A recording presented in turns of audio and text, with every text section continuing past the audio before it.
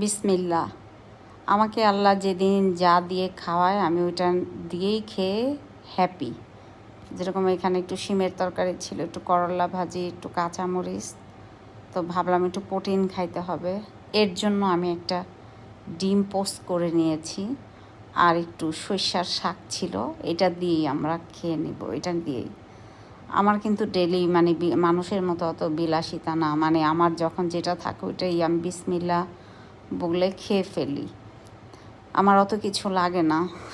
অনেক মানুষের অনেক কিছু পায়ও অনেকে হ্যাপি না। অনেক মানুষ আছে মানুষের কাছ থেকে মিথ্যা মিথ্যা কথা বলে টাকা নেয়, টাকা নিয়ে তারপরে মনে করেন যে নিজেদের সংসার চালাবে, ওইরকম টাকা পয়সা থাকে না, কিছু থাকে না। এটা একটা লবণ ছিল, এটা খুব ভালো, যাদের থাইরয়েড আছে তাদের জন্য এই লবণটা। এটা আমার ভাবি জার্মান থেকে আনছে আমার জন্য। আমি এখনও ট্রাই করিনি, মেবি কালকের থেকে শুরু করব। আমার জন্য সবাই দোয়া করবেন। আপনারা সবাই ভালো থাকবেন। আল্লাহ